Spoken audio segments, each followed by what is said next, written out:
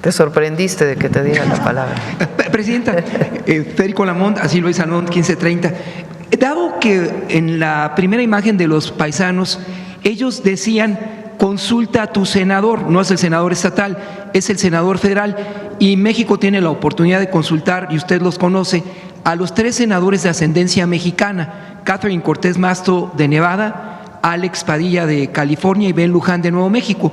¿Piensa usted en hacer diplomacia parlamentaria o instruirle al Congreso, a los senadores de los diferentes partidos políticos, que hagan una primera interparlamentaria del migrante que alcance ese propósito y le permita a usted, en el marco de sus facultades, persuadir a los congresistas 39 de ascendencia mexicana en el Capitol Hill y en el Senado 3 demócratas pero con ascendencia a los republicanos?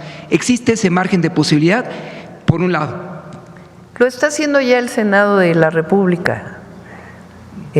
Todos los partidos políticos, no por instrucción mía, sino por iniciativa de las y los senadores, de juntarse todos para ir a platicar con distintos senadores de los Estados Unidos, en un diálogo abierto, normal, que se puede dar, de por qué el impuesto a las remesas pues no es una buena medida. Entonces ya lo están haciendo con distintos senadores y también pues hablando por teléfono e informando. Y va un equipo la próxima semana para poder hacerlo. También lo está haciendo nuestro embajador de México en Estados Unidos, hablando con senadores, con el propio Departamento de Estado. Y yo se lo planteé a nuestro embajador cuando vino a entregar sus cartas credenciales y tuvimos una plática. Le dije al embajador de los Estados Unidos en México pues que nos preocupaba mucho el impuesto a las remesas. Él pues también nos dijo que lo que pudiera él ayudar, que con gusto lo podría hacer para poder mejorar pues esta situación. Entonces se está trabajando y nuestros paisanos allá, este llamado que se hace pues es a que envíen su carta a su senador. Entonces, si son estadounidenses, muchos tienen, recuerden que la mayoría ya de los 39 millones o 40 millones de mexicanas y mexicanos que viven en Estados Unidos tienen doble nacionalidad, la mayoría.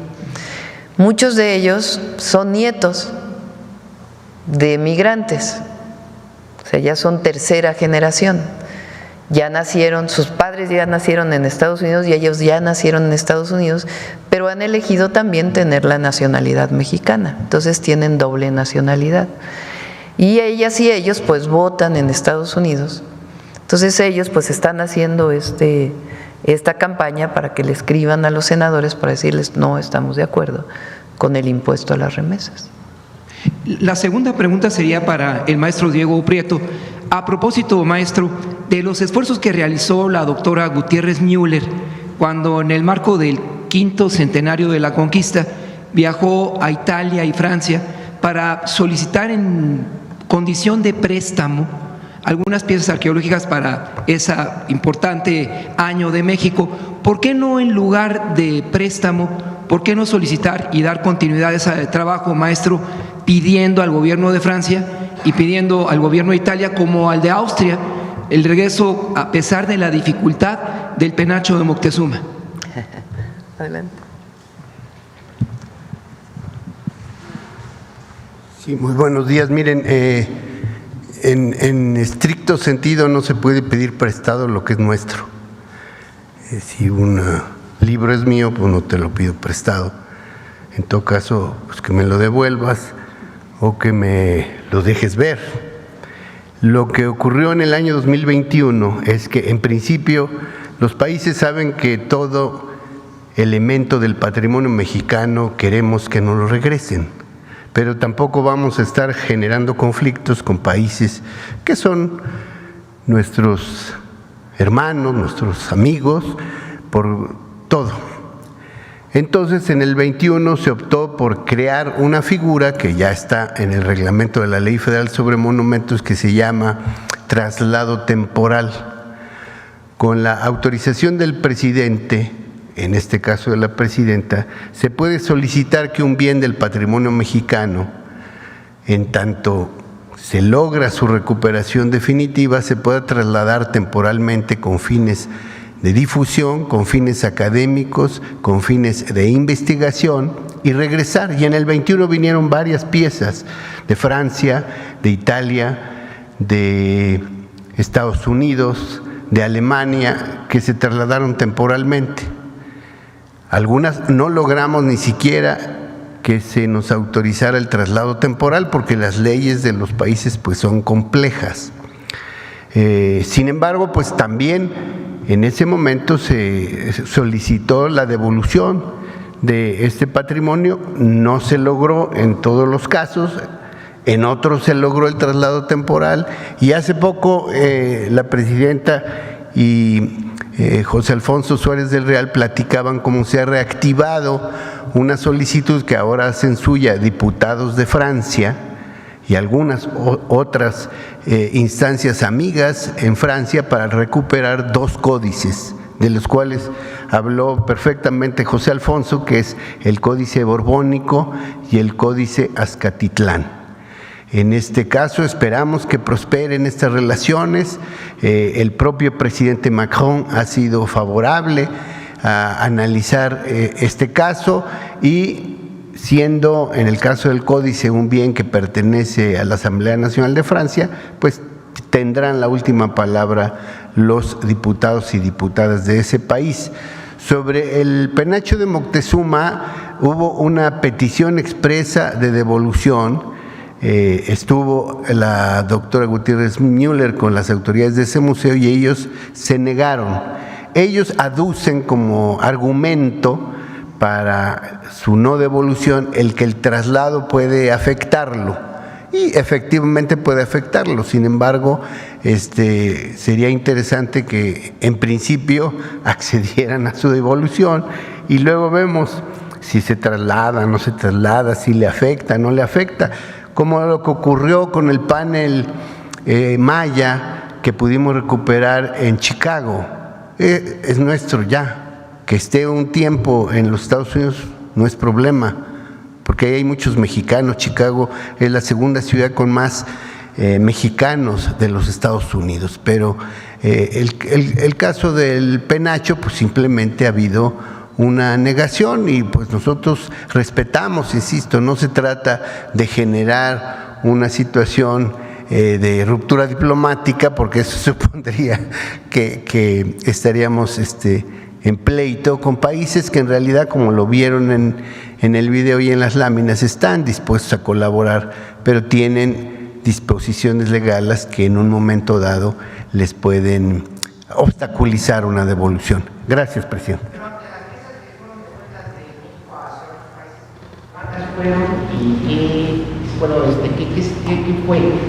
Ahorita no tengo el número, pero por ejemplo la pieza que vieron de Nigeria es una pieza que pretendieron introducir ilegalmente a nuestro país. Nosotros preguntamos si era de interés de ellos, dijeron que sí y se devolvió. Lo mismo ha ocurrido con piezas de Perú, de Bolivia, de Guatemala, de Colombia y de España. No tengo el número exacto, pero otra vez, miren, en esta materia no solo importa el número, sino principalmente importa el gesto y la disposición, la voluntad política para que el patrimonio regrese al lugar de donde proviene.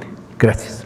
Finalmente, presidenta, ante la posibilidad que los restos de Porfirio Díaz que permanecen inexplicablemente en Montparnasse, en París, pudieran regresar a México, tanto para usted como para el maestro, ¿usted cómo se plantea en ese sentido? Te lo dejo a ti, Diego.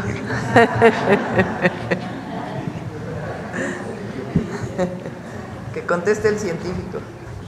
Bueno, yo cuando era muchacho había una canción que decía que ya no estaban en Francia los restos de don Porfirio para criticar las actitudes y políticas antipopulares de los gobiernos del PRI y después del PAN. Yo creo que los primeros restos que no deben volver son los que hablan del autoritarismo, la dictadura, la represión. Esos nunca. Y la otra cuestión, pues yo creo que no no es algo que importe pues al Estado mexicano, no es algo que el pueblo esté deseando. Algunos sectores pues pueden pensar que es un mexicano y que podría estar en este país, pero yo considero que pues ahí están bien.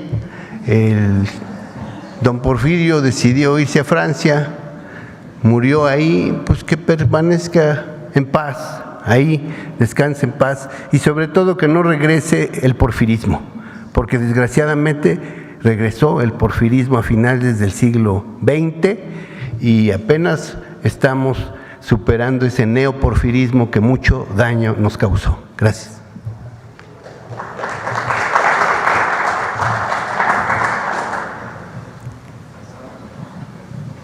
A ver qué dicen los comentócratas.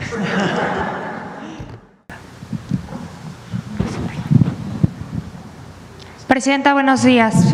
Canal del Congreso, Elizabeth Robles. Primero, preguntarle acerca de esta recuperación de bienes históricos, si de alguna forma tiene relación con la reforma que se aprobó el sexenio pasado para elevar las sanciones a quien trafique piezas de México a otros países. Sí, ¿quieres comentar?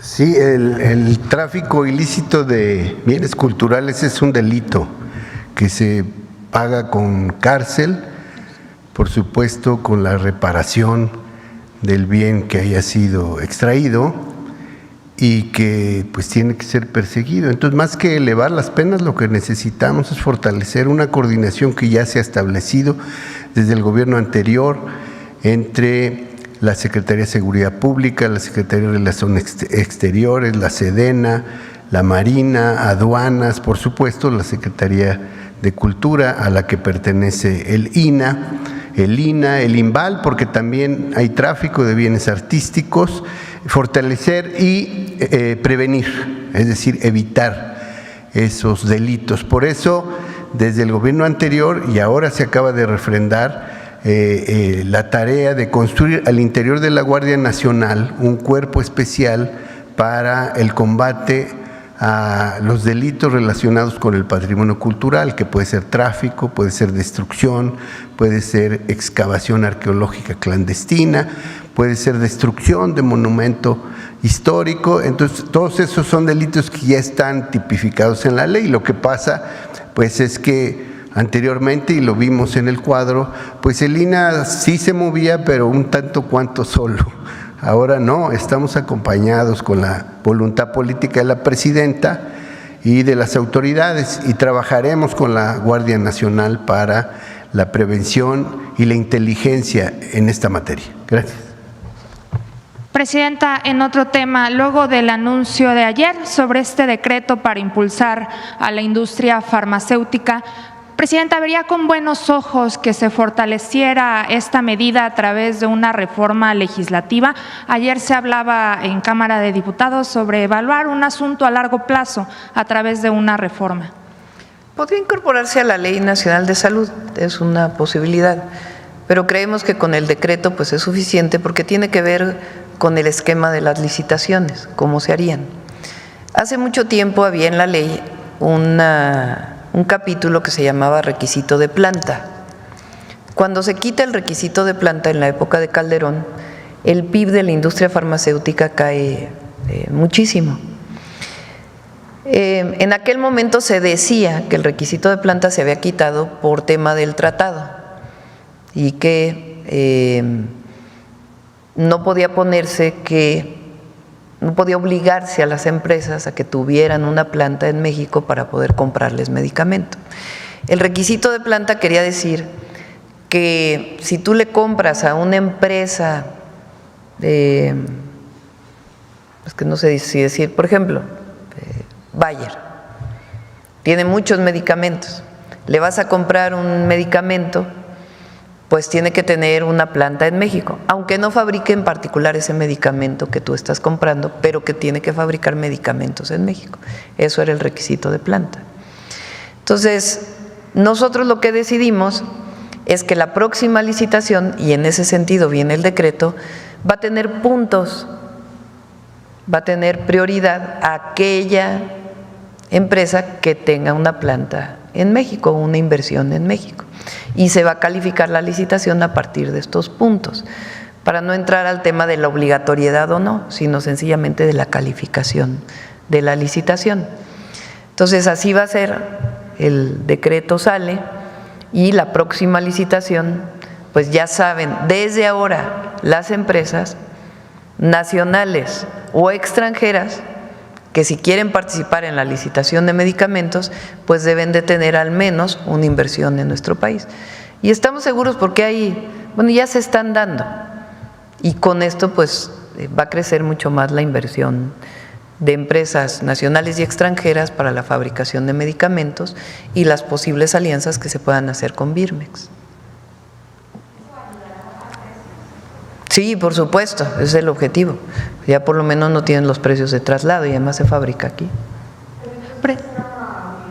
¿O es optativo? Se va a calificar con puntos y un punto, eso está en la ley de adquisiciones, pues tendrán puntos mejores quienes tengan la planta aquí. Presidenta, se han hablado ya de que hay 22 temas que entrarían en el periodo extraordinario que inicia previsiblemente a partir del 9 de junio.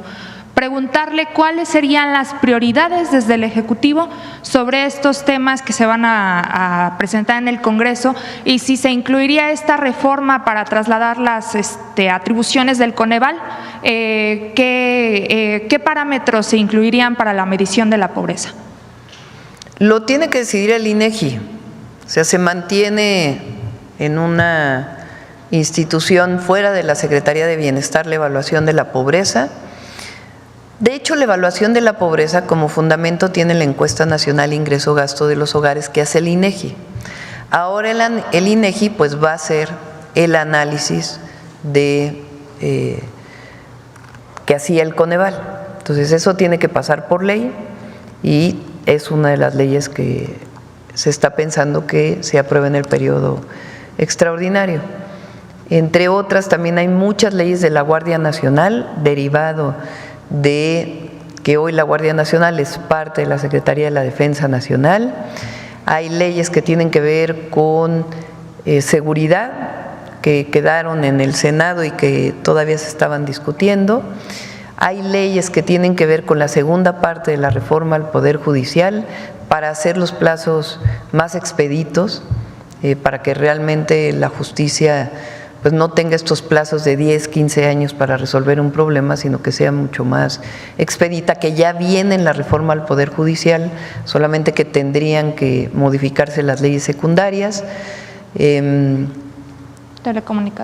Telecomunicaciones, la ley del organismo antimonopolio, todas estas leyes. Correcto. Son 22. 22. Y ya para finalizar, Presidenta, ayer en el Senado de la República se recibió a una delegación de la Organización de Estados Americanos, de la OEA, que van a participar como observadores de la elección del domingo. Yo quisiera preguntarle qué se espera de esta misión y en qué punto está el Gobierno de México en la relación con la OEA. Bueno, ese es un tema ya muy amplio. Ya la podemos tocar en otra ocasión. Recuerden que la OEA tiene entre sus atribuciones el ser observadores en elecciones. Han venido muchas veces a México y van a otros países. Y en esta ocasión el INE pues solicitó la presencia de esta observación, de estos grupos de observadores. Lo recibió el canciller, también lo recibió el Senado y pues van a estar observando la elección y yo pienso que va a ser una elección muy buena, libre y además histórica. Gracias, Presidenta. Sí. Acá. Qué gusto saludar a la Presidenta Ramón Ramírez Gutiérrez de Noticieros El Reloj. Sin llegar al debate, Presidenta, solamente recordarle que nuestro paisano oaxaqueño Porfirio Díaz fue el soldado de la patria, como lo llamó Benito Juárez. Un día debatimos sobre eso, para que se quedó aquí la opinión de Diego, que es… Yo coincido con Diego en una cosa, lo que no queremos es que regrese el porfirismo. La otra parte la podemos debatir, es un buen debate.